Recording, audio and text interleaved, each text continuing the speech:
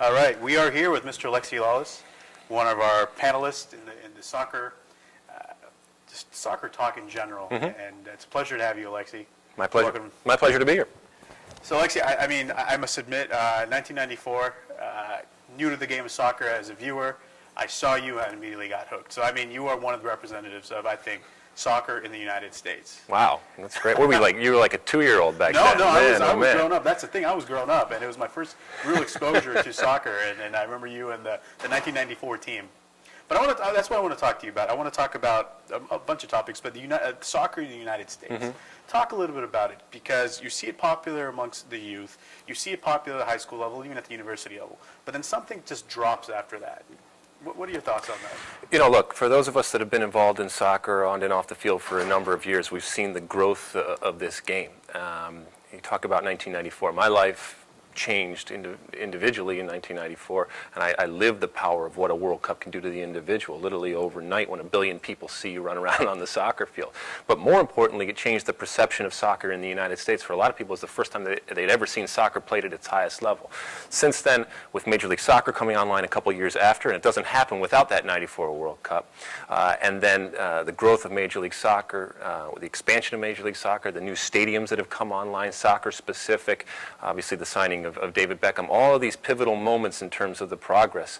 I'm still a firm believer in the future of soccer, not just as a sport in the United States, but also as a business. So I'm always positive. It doesn't mean that we're there yet. It doesn't mean that we're necessarily at the level of the other major sports. But if you're looking at soccer as a stock, this is one to buy, because it is headed in the right direction, as opposed to some other sports that aren't.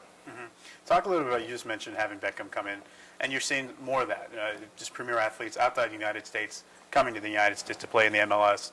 What are your thoughts for that? Is that healthy for the overall global game of soccer? When you talk about bringing in high-quality soccer players from around the world, players want to go where they're comfortable. And the opportunity for a player to come to the United States with him and his family and to make good money and to play in a decent league, that is incredibly appetizing. The problem right now that we continue to battle is the credibility factor, because for a lot of players, and perception-wise around the world, coming to the United States and coming to MLS, for a lot of people, they perceive it as you're ending your career, you're going off on vacation. And that's a problem. That just comes with time, gaining that credibility. But I would argue that, especially the players that come, if you were to talk to David Beckham or somebody that has come over here, it's a rude awakening. And they understand very, very quickly that the level is much higher than people give it credit for. The structure of the league of Major League Soccer, because it's a single entity, is manufactured parity. And so while we can argue and debate whether it's the most entertaining soccer in the world, I will always say that Major League Soccer, because of its structure, is the most competitive league in the world from top to bottom. We don't have the haves and the have-nots that a lot of leagues around the world do. So there's a lot of good stuff when it comes to soccer, and in particular Major League Soccer in the United States. Yeah, very interesting. We go to, so I'm an MIT Sloan student, and it's a global community. So we see just a bunch of soccer enthusiasts from all parts of the world. The U.S. had a great win the other day against Italy. So, the American students are excited and pumped, and then we've got the non-American students like, guys, it wasn't that big of a deal. Talk a little bit, not necessarily about that game, but what do you think about the U.S. team going forward in the upcoming World Cup? As we've continued to grow and to progress and evolve, I think some perspective has come in. And so the other day, the United States beat Italy in Italy. We've never beaten Italy in our entire history. It's a wonderful result. It should be celebrated. But I was really impressed, actually, with some of the reaction, because there was some perspective and understanding that, yes, it's wonderful. Okay, it's a friendly. It's not in a World Cup, and we can celebrate it. But I think that there was also a recognition as we need to be able to translate that to the moments that matter. And the moments that matter, let's be honest, are the World Cup. This is all about winning the World Cup. And there was some real healthy and positive analysis of that game, saying, okay, this is what was good about it. And look, you understand soccer. People understand soccer. It's a strange game. You can play incredibly and have the most possession and the most passes completed and still lose the game 1-0. If you look at that game, the U.S. didn't play particularly well. They didn't have the ball most of the time. They were under a tremendous amount of pressure. They found a way to score the goal. Sometimes that's the way to win, and sometimes that's a style. And they employed that style, and they should be applauded for it. But I was really actually gratified that we've come to a point where just because we beat Italy doesn't mean that everybody goes gaga and thinks that we're going to win the World Cup. You just said something funny. And my response to those students that were kind of bursting our bubble was that, hey, they didn't play their best, but they won, and that's what good teams do. So that's a very good point. I want to bring this closer to home now here at the Sports Analytics Conference. Give us your thoughts on the role of analytics in soccer, where it is right now, where do you see it going, and, I mean, is there potential marriage there?